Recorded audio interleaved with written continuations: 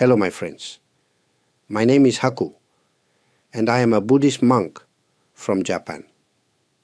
Today, I want to share some insights about a fascinating concept in Buddhism, the 8 consciousnesses. This is a topic that helps us understand the way we perceive and experience the world. But before we begin, if you find this topic intriguing or helpful, please don't forget to like this video and subscribe to my channel. It means a lot and helps me to continue sharing these teachings with you. Now let's dive into the 8 consciousnesses. In Buddhism, consciousness is not a single entity. Instead, it is divided into 8 layers or levels. Each of these plays a specific role in how we interact with the world and understand our experiences. The first 5 consciousnesses are related to our senses: seeing, hearing, smelling, tasting, and touching. These are straightforward and easy to understand because they are how we connect with the world around us. For example, when you see a flower, the visual consciousness allows you to perceive its color and shape. When you hear a bell, the auditory consciousness lets you experience its sound. Each of these sensory consciousnesses is like a window, giving us a glimpse of the external world. The 6th consciousness is what we might call the mind consciousness. This is where our thoughts, judgments, and decisions happen. Imagine you see a red flower. Your visual consciousness recognizes its color, but it is the mind consciousness that decides whether you find it beautiful or not. It evaluates and processes the sensory information. So far, you might think these consciousnesses are enough to explain our experiences. But Buddhism teaches that there are deeper layers. These deeper consciousnesses shape not just how we perceive the world, but how we understand ourselves. Before we explore these, let me pause here. I want you to take a moment and think about your day so far. How many of these consciousnesses have you noticed in action? The sounds you've heard, the tastes you've enjoyed, the thoughts that have come and gone.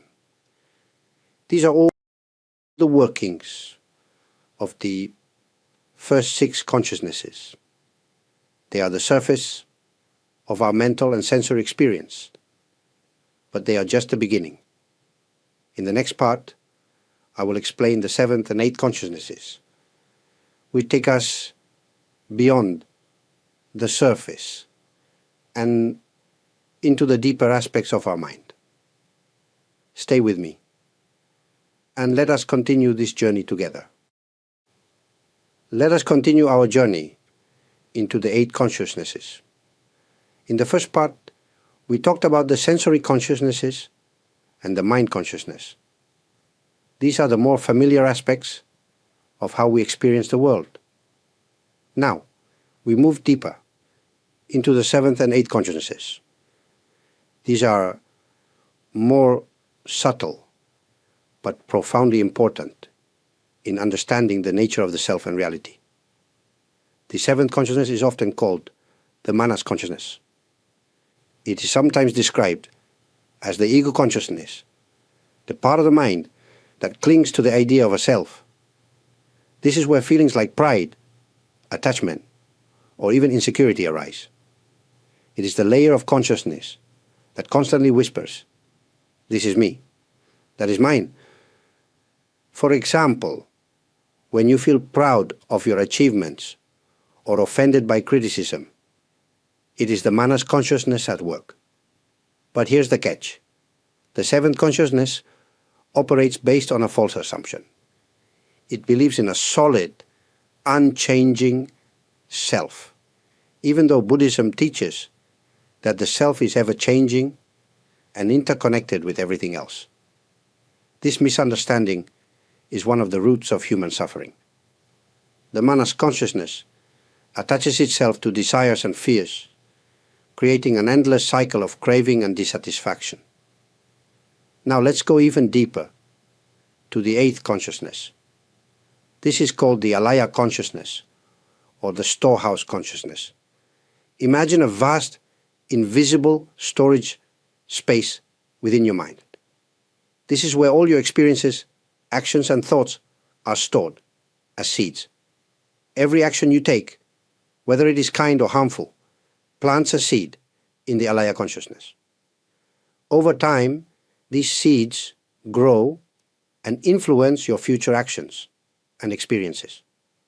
For example, if you practice kindness regularly, you plant seeds of compassion in the alaya consciousness. These seeds grow, making it easier for you to act kindly in the future. On the other hand, if you let anger dominate your actions, you plant seeds of anger. These seeds can grow into patterns of frustration or conflict in your life. This is why the alaya consciousness is so important. It is the foundation of your character and tendencies. In Buddhism, we use practices like mindfulness and meditation to observe and transform these seeds. By becoming aware of our actions and their consequences, we can choose to plant seeds that lead to peace and happiness, rather than suffering. It is a slow process, but it is deeply rewarding. So, to summarize, the seventh consciousness is the layer of ego and attachment, while the eighth consciousness is the storehouse of all our karmic seeds. Together, they explain why we behave the way we do and how we can change. In the next part, I will talk about how these consciousnesses work together and how understanding them can lead to liberation. Stay tuned, and let us continue to explore this profound teaching. Now that we've explored all eight consciousnesses, let us bring everything together. How do these layers of consciousness interact, and what can we learn from understanding them? The first six consciousnesses, our senses and mind, are like a river, constantly flowing with new experiences. The seventh consciousness, the manas consciousness, stands at the riverbank, observing the flow and mistakenly thinking, "This is me. This is who I am." Meanwhile, the eighth consciousness, the alaya consciousness, lies beneath it all, storing the seeds of every thought, word, and action, shaping the current of the river itself. What does this mean for our lives? It means that our experiences and our sense of self are deeply interconnected. By becoming aware of the seeds we are planting in the alaya consciousness, we can start to transform our patterns of thought and behavior. For example, if you notice a tendency to react with anger, that awareness gives you a choice. You can choose to pause, reflect, and respond with patience instead. Each time you do this, you weaken the seeds of anger and strengthen the seeds of compassion. Understanding the eight consciousnesses also helps us see the impermanence of the self. The I we cling to is not a fixed entity. It is a collection of experiences and tendencies that are always changing. This realization can be liberating.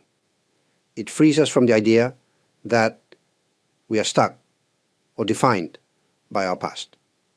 Instead, we see that we have the power to change, to grow, and to shape our future.